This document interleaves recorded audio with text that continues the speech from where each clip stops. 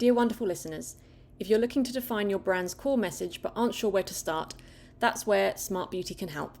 We're offering a 90-minute deep dive into your brand to give you clear action points on your messaging and strategy to help you grow and scale, so that you can get noticed by customers, retailers and investors and start to see sales soar.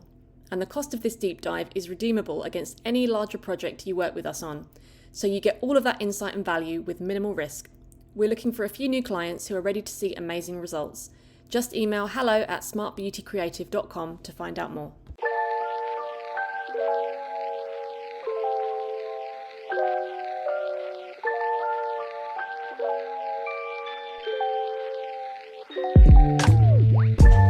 Hello and welcome to the Smart Beauty Podcast. I'm your host, Viola Levy, beauty journalist and founder of copy-led branding agency, Smart Beauty Creative. We're here to create your brand voice and craft the story behind it. Today, I'm thrilled to be joined by Louise Whitbread, a respected beauty journalist who has taken her expertise to the next level by completing a certification in cosmetic science. Louise and I have crossed paths numerous times in the beauty journalism world over the years, and I've always admired her commitment to evidence-based reporting. What sets Louise apart is her dedication to understanding beauty at a deeper level. She's not just reporting on products, but truly comprehending how they're formulated, why they work, and when marketing claims don't match reality. She's written for the likes of The Independent, Stylist, and Vogue Business. In today's conversation, we'll explore what inspired Louise to pursue formal education in cosmetic science, discuss the rampant misinformation in beauty marketing, examine sustainability challenges facing the industry, and get her insights on exciting innovations and underserved markets. So if you're tired of beauty buzzwords and want the real science behind your skincare, makeup and hair care, you're in for a treat. Let's dive in. So hi Louise, lovely to get you on the podcast, and obviously we've worked together for I think a few years now. So yeah, I just really admire the fact that you've completed your cosmetic science certification. Can't get my words out this morning. So what inspired you to look into formulations at such a deep level and sort of aspects of product development alongside your journalism career? Like, how did all that start? Thank you, Viola. It was actually a friend of mine called Lisa Payne, who is the head of beauty over at Stylist, who first told me back at the end of 2023 about this new course that the Society of Cosmetic Scientists were offering. And it's an introduction to cosmetic science course. And it's created by industry experts, cosmetic scientists, formulators, a few journalists as well. And it's for people that don't have a chemistry degree but want to have a better understanding of cosmetic science. I thought it would be really useful to get a better understanding into cosmetic ingredients in products, especially given that I write about formulas all the time. I do a lot of product testing. Product reviews are a really key part of what my work involves, along with my trend forecasting work. And I wanted to get a much better understanding of how ingredients work, why products are packaged the way they are, how brands are trying to align their product formulations that are both innovative but also solve consumer problems and meet changing consumer needs. And I thought it would just make me a better reporter, more analytical. And when I'm attending these brand launches or I'm trying out a product for the first time, I have a much better sort of base knowledge to go from to be able to say that's why that works, or this ingredient is great because of this. This isn't going to work if you have this type of skin, etc. So I just thought it would give me a much more sort of all-rounder background when I'm approaching my work. No, it's incredible. And I think it shows a great sort of sense of responsibility that you have to your readers that, yeah, like I said, as a journalist myself, we're sent all this stuff and we're sort of sent press releases, and it's trying to kind of wade through the marketing stories and get to the actual facts of the situation. So do you feel like sort of more journalists should sort of maybe follow suit where that's concerned? Because there is kind of a lot of misinformation out there, and it can be hard to kind of work out what is sort of myth versus fact. Yeah, absolutely. And I do think, going back to what you said about responsibility, I do think influencers and journalists more so, but I do think sometimes it's easy to get caught up in all these lovely new launches and there's a great perks of the 100%. job. I'll often try out treatments, which is lovely. And it is part of my job of testing that product. I can't write about a product I haven't tried, but it is my responsibility as a journalist to communicate clearly to customers and beauty consumers in an unbiased way and not be aligned with brands just because I like them or I've been gifted product. Yeah. help them decipher what is a very saturated market. And I think the course that the Society of Cosmetic Scientists offer, and they offer multiple courses of different sort of levels and abilities. Mm. And I think if you can do it, I would really recommend it. It's app-based. You can do it all from home. You can do it from your phone if you want to. It's a great one to fit into freelance life like Yeah. mine, if you're in-house. But I do think one thing that has been really helpful is when I now go to launches and I'm looking at ingredients and things, I am able to call out the bullshit from beauty brands, excuse my language. There is so much of it, and you are bombarded by brands saying, our product is the best, this ingredient is the Mm. best. And yeah, I can better decipher like, yes, that is, or actually, there's no actual scientific evidence or clinical Yeah. evidence proving what you're saying. And it's all very well and good to say, our £100 moisturizer is amazing, Mm. but consumers need it. Does it actually follow through on what it's saying? Does it follow through on its performance claims, or is it just like clever marketing? And I Yeah. think deciphering between the two and finding sort of the line in the middle of what's true is a really important job as a journalist. So I would highly recommend it to other journalists. And I think it's a great way to sort of improve your knowledge because the industry is always changing. And I think your skill set and your knowledge should also evolve with it. 100%. And it's kind of what we're trying to do here at Smart Beauty is getting rid of, as you say, the bullshit behind beauty marketing. Because I feel like the world of formulations, it's kind of there's a lot of gatekeeping and it's kind of this sort of, there's a lot of smoke and mirrors, isn't there? Do you think it's very useful for like on entrepreneurs to kind of take courses like this, even if you might not have a scientific background? Do you think it's good for brand founders? Because a lot of the time they have a formulator and they kind of defer to them, and it feels like there's a bit of a disconnect there. Like, these are your product, this is your range. You should know exactly what Mm. is going into them, into these products, and how everything works. Absolutely. And part of on the Society of Domestic Science website, when I was looking into this course, they list people that would be suitable for doing the course. And like Mm, I said, it's for people without a chemistry degree, but they said brand founders could benefit from this, journalists, people that are just beauty enthusiasts can access it. But I think as a mm, brand founder, if you don't have formal cosmetic science training or a background in cosmetic science, tools like this are a fantastic way to be more educated and then be able to better communicate to a consumer. I think if you are founding a brand, you should know absolutely as much as possible about that brand. You don't need to be a cosmetic scientist to launch a brand, but you should be yeah. able to tell a journalist like me or you about what's in the formula, why you've decided to use the ingredients you have, why you can justify the price point, what decisions have you made about the packaging, what markets you want to sell in.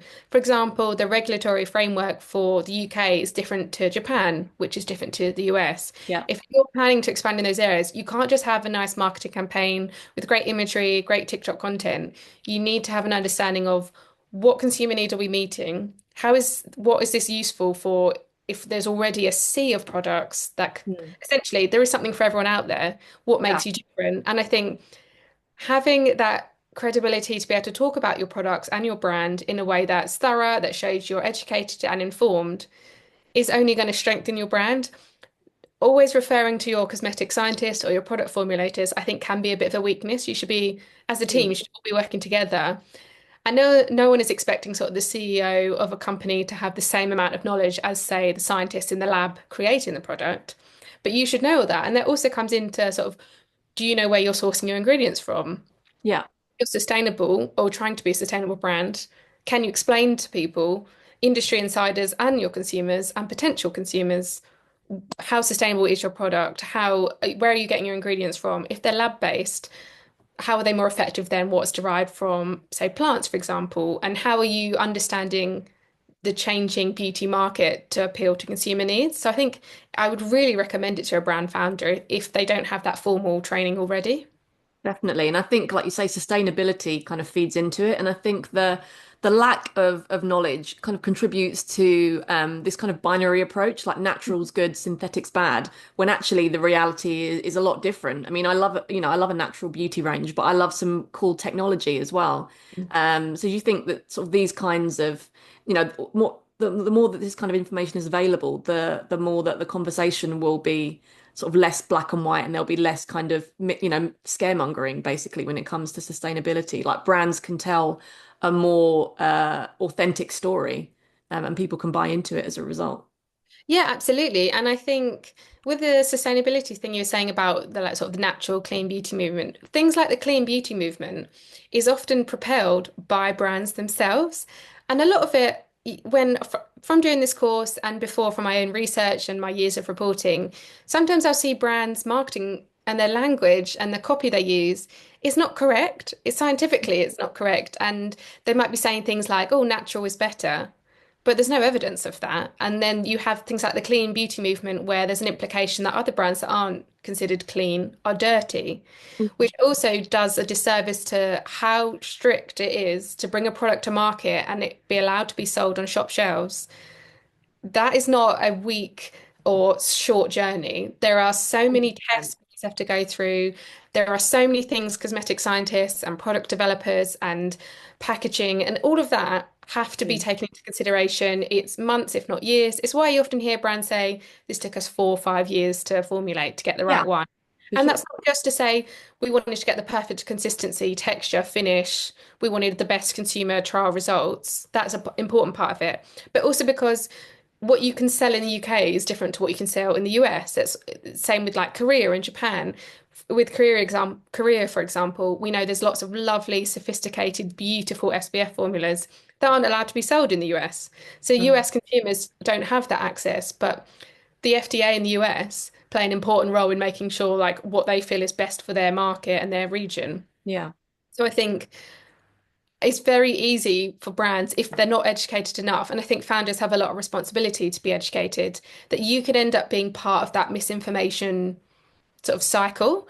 And you don't want to be associated as a brand that doesn't actually know what you're talking about, as we know 100%. science develops. And I think if you're a brand, you shouldn't attach yourself too closely to things like that unless you have the ability to back it up and explain yourself thoroughly and work within the beauty industry to be consistent, to be thorough, to be meeting all these sort of expectations of consumer needs, but also behind the scenes of formulating needs and the requirements Mm.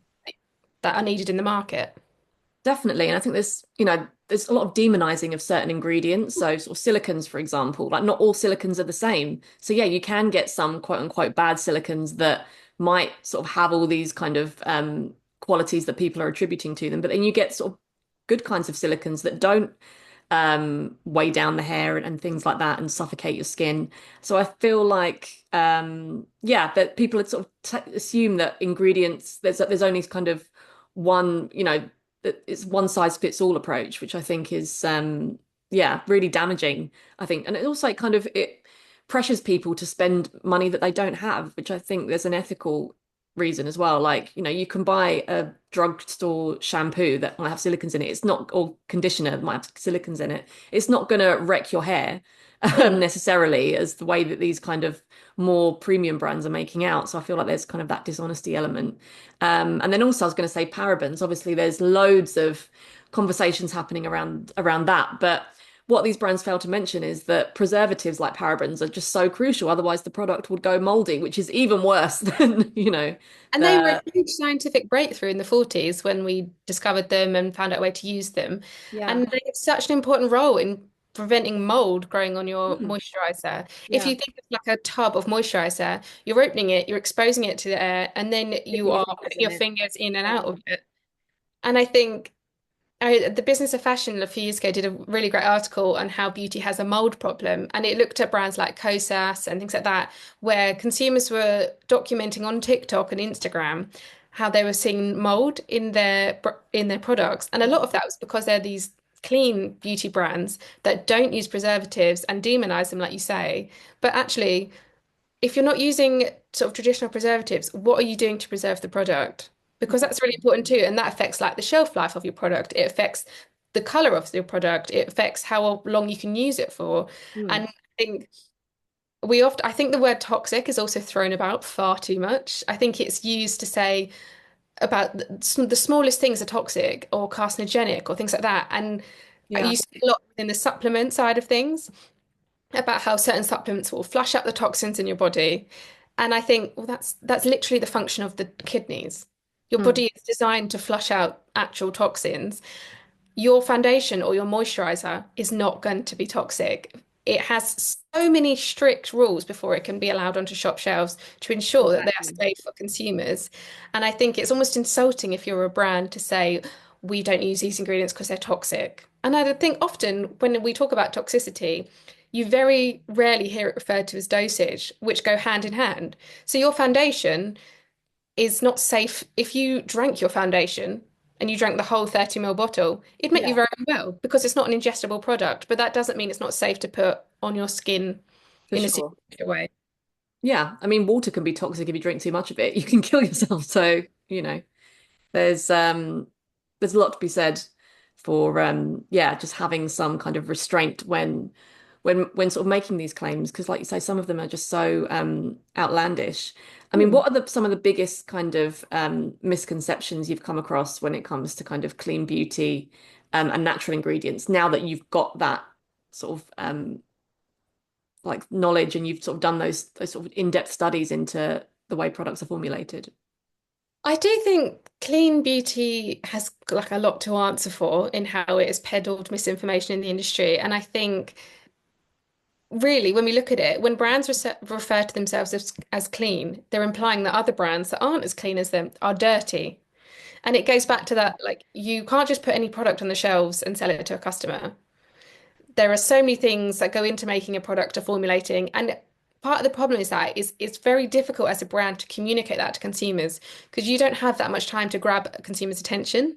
You No. might have a few seconds on a TikTok, you might have a minute on an Instagram, and that's not enough to go through all the steps you as a brand are taking to formulate products that are safe, but No. also how the industry works and how you can't have just unsafe products. It's why you don't see sort of, you only ever see things like handmade soaps and sort of handmade lip balms, things like that, at like market stalls and things. You're not seeing them on the shelves at Boots because Yeah. they're not been tested. You could make a lovely soap in your kitchen sink, but that doesn't mean Mm. it's a great product. And I think one of the big misconceptions is that clean or natural equals product efficacy, and it doesn't. It doesn't speak to brand's performance, a product's performance. And I think one of the bigger problems with marketing claims and a lot of work that you've been doing with Smart Beauty is the language that we use with consumers. Sometimes that's the first introduction or the entryway for consumers to your brand. And if that is not up to scratch, if that is not clear and accurate, it can still be fun and interesting and engaging. But if you are not coming at it with a great basis in fact, you could be misleading customers and then you're encouraging them to use products they don't need, or you're suggesting that they need this product when in fact not every product is for everyone. Not every product should be for everyone. There's a reason we have like different needs for our skin and why an oily skin might not react well to shea butter in the way that a dry skin Yeah. could. No, for sure. I mean, I don't know if you, this is a bit of an extreme example, but I don't know if you saw the Netflix series Apple Cider Vinegar that's been on about this sort of bogus sort of wellness influencer, but it sort of made a point in general about how the kind of how toxic this kind of wellness conversation has got, that people were drinking juice instead of going to doctors for their cancer. And that one of the other influencers, she was genuine, but unfortunately, and it was based on a true story, she sadly lost her life because she went on this juicing cleanse instead of getting the medical help that she needed. Obviously, that's a very extreme example to the beauty Yeah. industry, but I feel like there's kind of parallels that you can draw from that when talking about natural versus synthetic. And then there's the world of green chemistry that I think not enough people are paying attention to, that, you know, science does have its place, and lab grown ingredients, as long as they're safe and sustainable, um, should be totally be talked about and included in the conversation, as opposed to just we just need to use essential oils and that's it.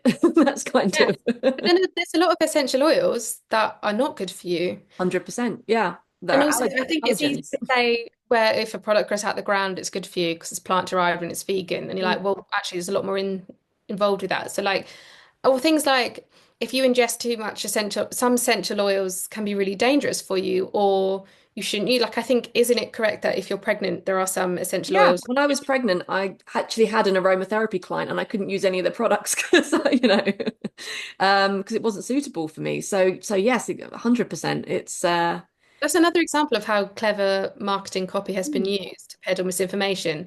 Essential oils suggest that they're like, you need them, you only need them, you don't need anything else. But we also know that there are some amazing, good quality, high performing ingredients like retinol, which has Mm. been very widely tested, very widely studied, very widely agreed that it is the gold standard of anti-aging. If you're looking for acne, help with acne scarring, retinol is a great one. Vitamin C is fantastic at brightening, but we also know vitamin C is a very volatile ingredient. Not every vitamin C is going to work for you, and there's so many different ways to create a formula using vitamin C. And I think it's confusing enough for consumers to navigate an oversaturated market, but it's a real job responsibility of the brands to make sure what they're saying is not only solving a consumer problem, but is also accurate. And Mm. yeah, sometimes I don't think that's an unreasonable expectation. No, definitely. And isn't retinol like pretty much the only clinically proven ingredient when it comes to and for like improving, your the appearance of your skin and doing actually what it says as opposed to the more anecdotal evidence that surrounds other ingredients. Yeah, absolutely. And one of the biggest things with retinol is it demonstrates how important education is from brands. You need to be educating customers on how to correctly use retinol, retinaldehyde, retinoic acid, whichever form you use it in. You Mm. cannot just go straight in and use the strongest version. You cannot, if you've never used retinol before, use it every day. Mm. Like we know there's going to be some minimal at best irritation. We know it makes you more susceptible to sun damage, so you need to make sure you're using sun cream. And I think brands need to be speaking to their consumers and potential consumers with that in mind that you need to educate your customers on your products. You cannot just say, this is great, this is amazing, this works for everyone. Please Mm. buy it. Because there's been an outbreak of skin sensitivity, hasn't there? Because I think people are using so many abrasive treatments and not really understanding how to use them, like with the introduction of acid toners, for example, and these ingredient-led serums that you're designed to kind of mix and match and be your own kind of formulator in a Hmm. way. And as a result, I think people are kind of stripping away the skin barrier and now they're dealing with sensitivity. Do you think we're kind of moving away from that now and that more brands are sort of taking more responsibility? I think so. And I think like a few years ago, I remember during the COVID pandemic and just before, exfoliating with acids was so aggressively pushed by brands. And now those same brands are focused on skin barrier repairing products, Mm. counteract the damage done by over exfoliating. And I do think I definitely agree with what you said about brands, say like The Ordinary or the Inky List, who very much rely on the ingredient names to form the product names. And I think Mm. that does encourage people to play chemist. For And sure. I think sometimes you can get into a lot of trouble there because people want to feel like they're getting the most out of their products, but they also, I think sometimes there's a fun element of mixing and matching. Hmm. But if you don't have that basis of education as a consumer, which I don't think there should be, I don't think the onus should be on the consumer. I think it should be on the brands to educate rather than Completely consumers to agree. themselves. And I think it's very easy to use products that can counteract each other. For example, like retinol and vitamin C, you shouldn't use that in the same routine. You should use retinol in the evening. Vitamin C is much better off using in the morning Hmm. No, it because makes complete sense. vitamin C protects and brightens. Retinol is a treatment, which is great for if it gives you any irritation, that's much safer to use in the evening because it's not going to disrupt how your makeup sits, or you have a bit more time to for it to absorb before you apply the rest of your products. But I definitely agree with what you said about it does encourage you to play chemist, and I think that's where you can run into problems. And then I do think it's ironic now that brands that encourage like the use of acid toners and sort of everyday exfoliation are now pushing products which treat those Trying issues. to reverse the effects that they And cause with their products. yeah, and it's sometimes it's the slightly frustrating side of the beauty industry is you see brands sort of create a problem and then sell the solution, which is not exclusive to beauty. We see that across lots of industries. Yeah. But I think it's why education is key because if you're ex over exfoliating, that can lead to a whole wealth of issues. You could have a much more increased sensitivity. You could end up needing like help from a dermatologist, which we know are hard to access. There are long, huge waiting lines for the NHS. You could wait 2 years for a dermatologist. We also know that private dermatologists are very expensive. So you can really do a lot of damage to your skin with topical products if you use them in the wrong way. Definitely. And then you said that earlier how brands just don't have much time to kind of communicate these things to the consumer. So what do you think the solution is, if there is one, because there is that problem of they're trying to get people's attention, but also they need to give them all the facts. Exactly, yeah. I think so. For example, I think a couple brands have done this really well. Bioma, for example, on its packaging, it lists the sort of core ingredients in the INCI list. And the main one, and in an Inky list, the ingredients you see listed on the packaging are any ingredients over 1% within the formula. And they will say things like hyaluronic acid is hydrating, shea butter is a conditioning agent. Another ingredient might be a thickener to make the product more viscous.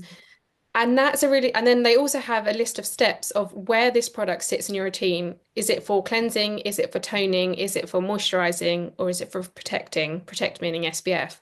And that's a really good way is if you're the customer looking at the product, you immediately get all this information that you can read. And the Mm. same thing with the Inky list. On the interior of their packaging, they break down the ingredients in the product, why they work, who they're for, who they will work for, and who they will not work for. And small steps like that, where you can really utilize your product packaging as an education tool for your consumers, I think is a fantastic way of doing it. But then I also think brands like Skin Rocks, for example, Caroline Hirons, we know, has been in the skincare industry for years and years.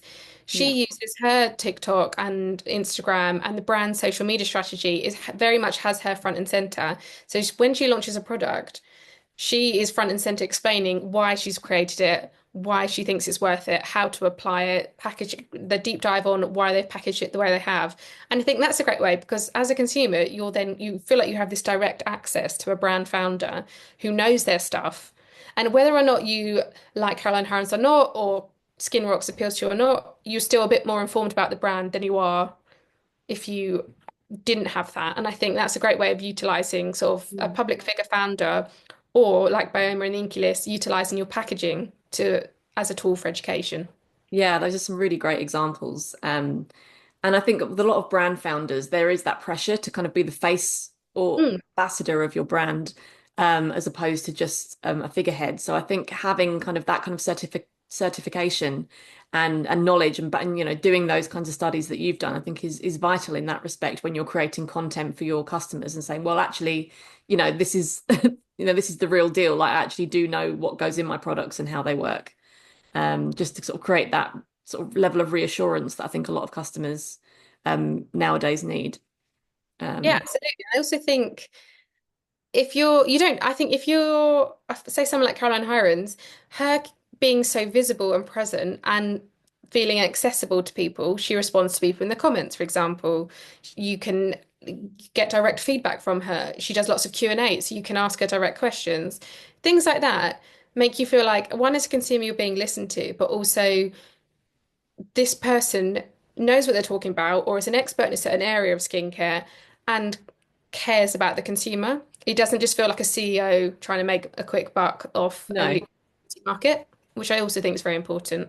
no, and I'm a huge fan of Caroline. I think it's her professional reputation that's on the line as well. So she wouldn't put her name to anything that I think would not match up with what she would, with industry standards and what people expect, that level of transparency that people have come to expect from her.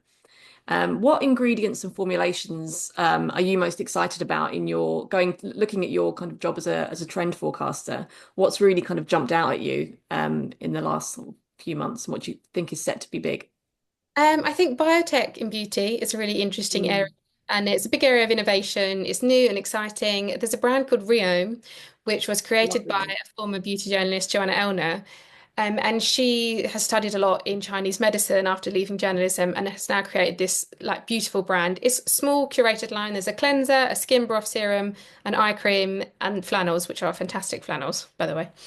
But Good she has planner. worked with a company called Debut, which is a biotech lab backed by L'Oreal.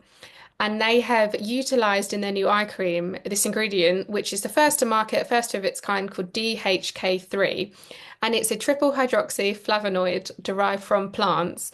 And they've basically isolated it in its most potent form and used it in the eye cream to create this really beautiful balmy gel formula, which is great for skin barrier repair, which we were talking about before. Mm.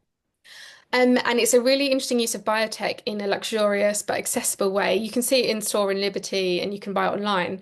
but it's sort of if you buy the eye cream, you are able to access this amazing wealth of research, which has been years in the making to work out DHK3, which is a really high performing ingredient that's better than sort of your average of basic hyaluronic acid, for example, which is an effective ingredient, but also has been around a very long time and is not the be all and end all of hydration. There's lots of other ways you can hydrate your skin. Yeah, And and I've heard it can actually dehydrate your skin as well if you don't yeah, use it exactly. properly. Again, it goes back to the education. Like consumers don't realize if you're using it in a very dry environment, your hyaluronic acid serum is not going to be as effective as if it's in a moist environment, Mm. which is why you often hear it recommended to dampen your skin first. So little things like that. And I think speaking to the CEO of Debut at the eye creams launch a few weeks ago, his name's Joshua. He was saying how there are so many ways that this technology can be used. And I asked, is it possible to use this sort of technology to create a budget product? Because Riome is a beautiful luxury brand, but it is luxury. So the price point is not going to appeal to everyone. And he said, yep, there's so many ways you can use it to make your ingredients more effective. You can make the sourcing of ingredients a much more lab-based. You're not actually pulling the plant from the ground. So there is a sustainability benefit there as well. And I think that's quite exciting because it makes biotech sounds really almost like dystopian and Safe stage. futuristic, but it can actually be quite accessible within beauty. And I think that's quite Mm. interesting. I also think there are the use of AI is quite exciting. For example, last year I spent months working on a report for stylists about AI and beauty and how it's pioneering innovation. And there's a company I spoke to called the Good Face Project, and the CEO Ivor spent we spent hours talking about its AI machine, which it calls Cara, and it works alongside cosmetic scientists and product developers to help them streamline processes within the business. For example, if you're a business with a sustainability manifesto that by 2030 you want to get rid of a certain list of ingredients to be more sustainable, Yeah. the Good Face project uses its AI to help product developers and cosmetic scientists skim through scientific papers and read through research on ingredients and pull together in minutes ingredients that will work just as well, can make sure they hit the manifesto without a team of cosmetic scientists having to sit in a room and read through Through scientific everything. paper. And Mm. it can do it in, I think it's 13 minutes instead of what could be months and months of work. And obviously, you still need a human involvement, you still need that. Human eyes on it, and you need the expertise of cosmetic scientists. But tools like that can be really helpful in discovering new and exciting ingredients that we might not know about yet, but in a couple of years' time could be in a lot of the serums we're using, in moisturizers we're using, in cleansers. So I Mm. think there's lots of room for exciting innovation. And while I think it's good to have a healthy skepticism towards AI, and I don't think it should be used to replace humans at all, No, I but see the it as way like that a will work powerful alongside. assistant. Exactly, yeah. And that can be a really useful tool for cosmetic formulating. Definitely, especially in terms of sustainability as well, because I think it can, yeah, help kind of move the needle and make, the industry as a whole a bit more sustainable, without, like you say, people having to sift through, thousands of research papers in order to find those kind of perfect ingredients. And going back to biotech, I think that that's kind of a lovely example of how the sort of natural world and then also science and technology can be utilized in tandem rather than just saying, well, just use natural products and you know Hmm. that they're because I think it shows that how technology is kind of influencing the beauty industry, but in the sense that these ingredients are just not just effective but also safe and sustainable. Yeah, and when we talk about sustainability, I think sometimes we think about like, oh, recyclable packaging or plastic Mm. free. But within the sustainability conversation is also the welfare of the workers who might be Yeah, who you're sourcing your ingredients from. For example, shea butter. We know a lot of African countries create that and it's grown there. Are those workers being looked after? Are they being paid fairly? Is there a transparent supply chain? And I think there's loads of different methods and approaches of being sustainable that is not just ingredient led. no, Ingredients are not just we use this plant-derived ingredient. It's who is picking that ingredient. If we're yeah, taking it from the ground, are we replacing it? Is it replenishing? Is it renewable? Or sometimes in a lab, it's actually more sustainable because you're not taking from the environment, you're yeah. creating it. nothing. You're not disrupting biodiversity with aggressive farming and causing deforestation, for example. Exactly. And the hair care brand Davines does an excellent job at that. They are based in Italy and they are family run, but they do a lot of work within regenerative farming. So Mm. they do a lot of spend a lot of time educating their farmers on how their ingredients that they're picking from their farms and grown on their farms are used, how they can use more renewable sources, how they can create a better environment for these to grow. The farmers are well looked after. On the bottle of every product you say, it will tell you which farm it was created on and whose farm it is. And that's a great way of keeping transparent about the ingredients, but while also trying to be sustainable, eco-friendly, and making real changes rather than just saying, we're cutting out all plastic. Yeah, Because there's yeah. lots of plastic alternatives, like glass, for example. And you see, I think sustainability is an area where there's lots of problematic language and the way Oh, it's definitely. marketed. It When they can say sound like recycled very plastic, well, that doesn't sort of solve the problem. It doesn't close the loop because, yeah, it can't be kind of quote unquote perfectly recycled, can it? Because you still need kind of more plastic to keep the thing going, if that exactly. makes Well, you sense. see sort of products that say they're recyclable, but the lid is not. No, Pump, for example, on sort of pump products like cleansers, very difficult. Sometimes they're sealed on, you can't separate them to recycle the bottle. Sometimes you can't recycle the pump at all because it has too much plastic in it. That's not biodegradable, exactly. for example. Hmm. It's a very sort of, it can get very messy, and there are so many different ways to be sustainable beyond just recycling a bottle. And on that note, what do you think about certification? So, sort of governing bodies like B Corp certification, for example, because there's been a lot of chatter I've noticed recently about the sort of integrity of some of these companies, especially because they stand to make a profit. I mean, they're businesses basically. So when somebody sort of, gets certified, they have to pay, companies need to pay to be certified. So it's in their interests Yeah, exactly. to sort of give out this certification. I mean, do you have any thoughts on that? Do you think it's still a good idea for brands to be kind of certified by a specific governing body? Yes and no. I think, for example, B Corp, I know they have quite a rigorous examination Mm. criteria before they award B Corp. But I also think, like we were saying, there's different levels of sustainability. So you can be, say you're a sustainable brand, but do the absolute bare minimum and try and use a less wasteful form of plastic, but you're still using plastic. Yeah, I think those I don't care accreditations, if it's recyclable. Like, yeah, you're still using. exactly. And I think, like you said, you can be associated with these, which can help because then consumers then recognize it. And as these companies build their profile, B Corp is now a much bigger and more widely understood by consumers than it was, say, 4 years ago. But I also think there's lots of fantastic brands doing great work who are small, for example, they can't afford to Yeah, pay for these accreditations. And so that does also cut them out of the conversation. And you think that there is a hard line to toe between, well, the companies such as B Corp need to make money to continue with research and their marketing and putting out that this is how they examine products and this is how they award brands. But then you've got smaller brands at the end of the scale who can't access that accreditation, which could help them put them on the map more. So I think it can be quite a tricky line to toe for brands. yeah, for sure. And with the studies that you undertook, obviously it sort of encompassed so many different categories in the beauty industry, so from like skincare and oral care. Do you think there are any kind of overlooked categories or sort of gaps in the market that you think have huge innovation potential at the moment? I think one overlooked market is the mature beauty consumer. Mm. I think there are some brands doing fantastic work. For example, Sarah Creel, who's the former CEO of Victoria Beckham Beauty, she left in 2022 to launch her own brand, Sarah Creel, in the US. It's not available in the UK yet, annoyingly, but it is for a 40 plus consumer and it is focused on making products for an older consumer with older skin needs who doesn't want a full coverage foundation, wants something lighter, but wants something hydrating enough in their foundation, for example, to not sink into fine lines. And then we've seen sort of Skin Rocks doing a great job with that, Westman Atelier as well. And I think often Gen Z and Gen Alpha, I guess, is the next one. Yeah.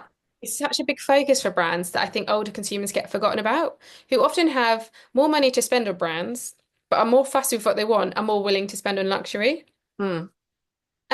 And I think one thing I would love to see within that, and from brands overall is if you're launching a product that's got an anti-aging focus, use someone with fine lines and wrinkles in your marketing campaigns. Yeah. Don't use a 21-year-old model just to sell us advanced night repair from Estée Lauder, for example, which is a fantastic product, but it is for older skin. No, if I see an airbrushed 20-year-old staring out at me, that's not going to tell me anything about It's what the not product appealing can at all. do. And then also you've got things like if you are launching a spot pro product or a breakout product for acne prone skin, show people with breakouts, show people with Mm. acne in your product imagery.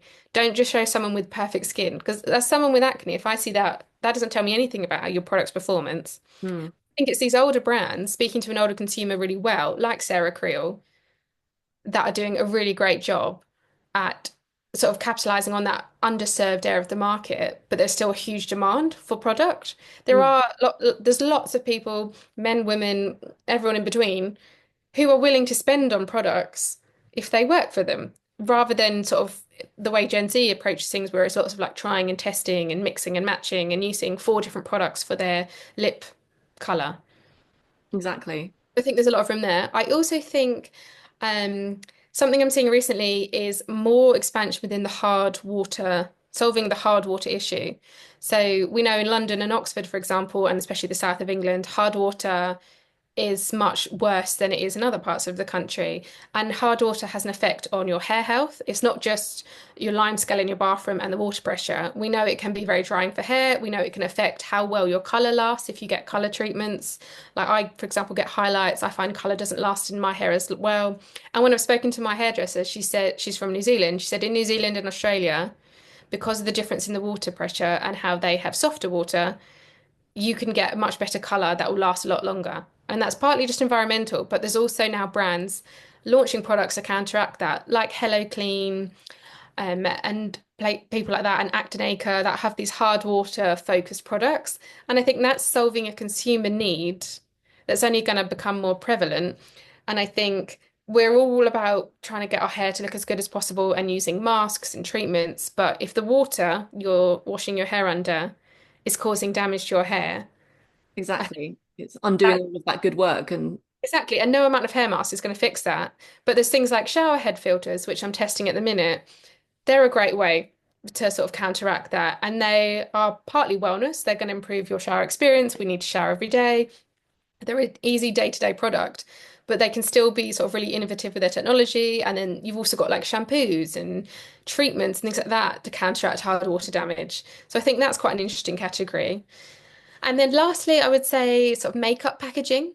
I think Danessa Myricks, I would say, is at the forefront of this. Last year, she launched a Groundworks palette, which is a large eyeshadow and complexion palette, but the pans are magnetic and removable, and you can condense it down to a smaller palette using these cleverly attached magnetic panels within the eyeshadow palette. So you can take a 8 shade palette and create it into two or four that you can put in your handbag, and you've got your whole makeup that's routine in really your good. handbag. Things Mm. like that. Like packaging, I think, is really a really key area where we can see a lot of innovation. And it's sort of the first thing you see as a customer, and it can be the first thing that gets you interested. So I think I'd like to see more things like that because we talk a lot about makeup on the go, but I think realistically, I'm not putting foundation on the go. I'm not applying No, mascara on the go. I'm applying lip balm. I might bring a powder to touch up. exactly. No, I'm all about packaging. Like, packaging is a big part of the decision-making process for me, I have to say, not just about the product. Obviously, I want the product to work and to be good, but yeah, some nice packaging that it's kind of like a status symbol, isn't it? And packaging, like the course I did with the Society of Cosmetic Scientists, they cover packaging very in depth within it because packaging is so key to how a product performs.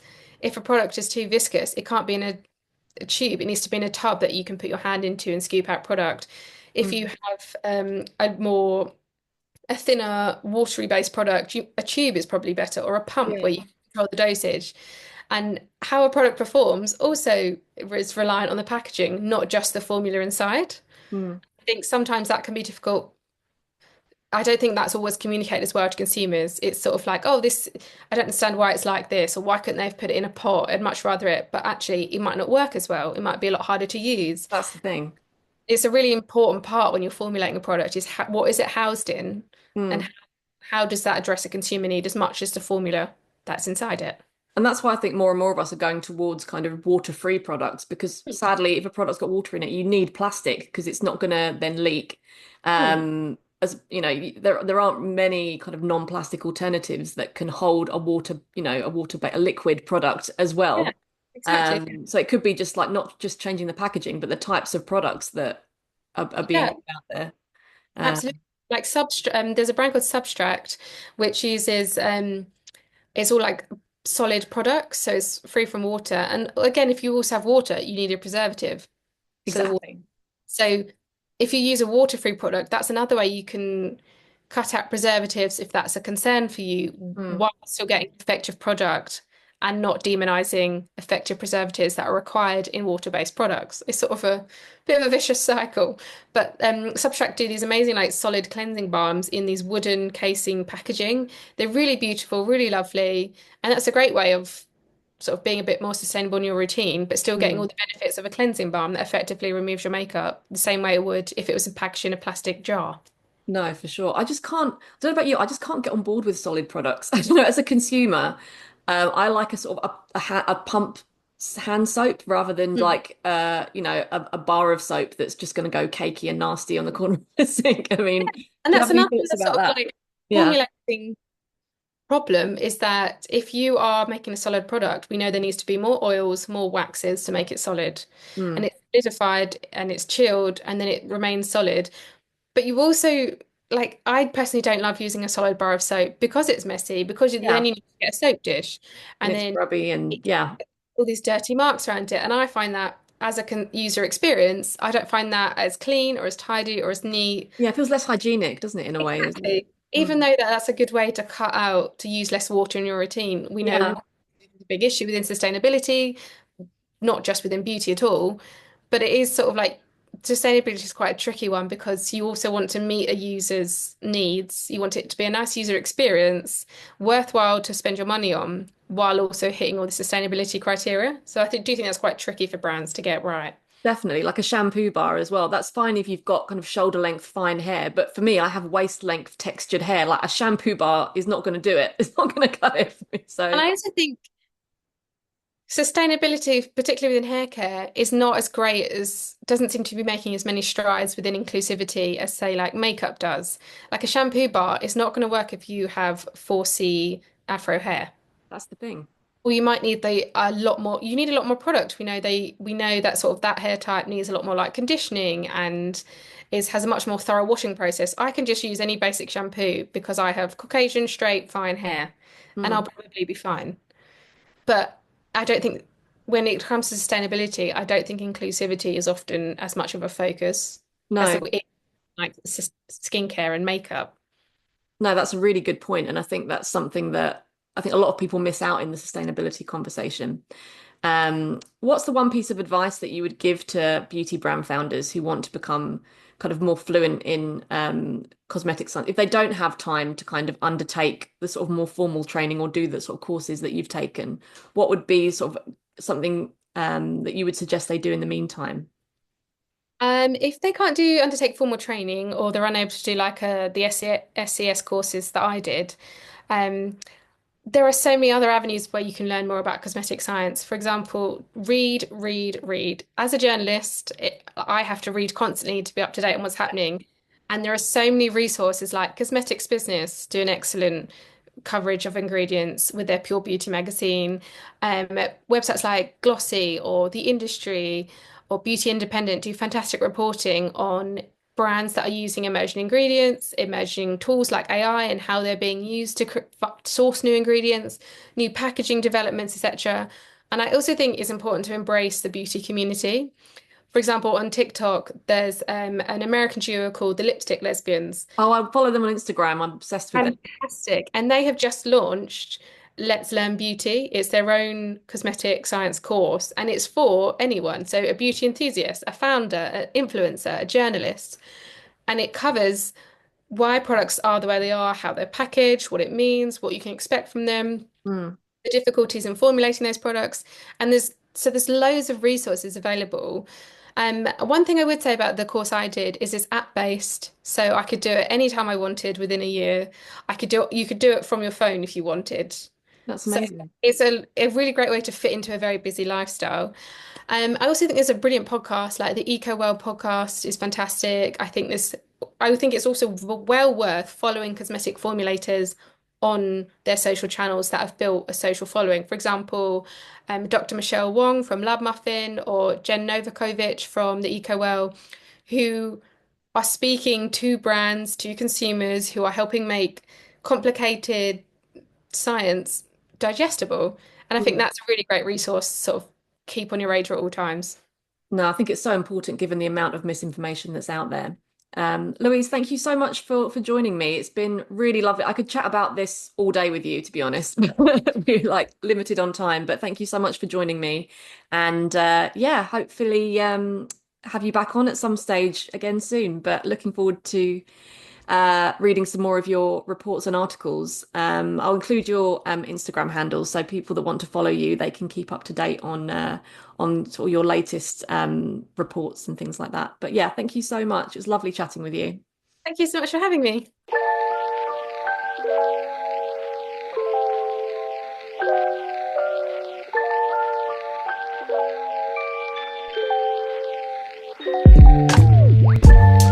I hope you enjoyed that episode. All links will be in the show notes, and feel free to visit smartbeautycreative.com or visit us over on Instagram to find out more about what we do. And if you enjoyed listening, please don't forget to rate and review Smart Beauty on iTunes, as it helps people find us. See you next time.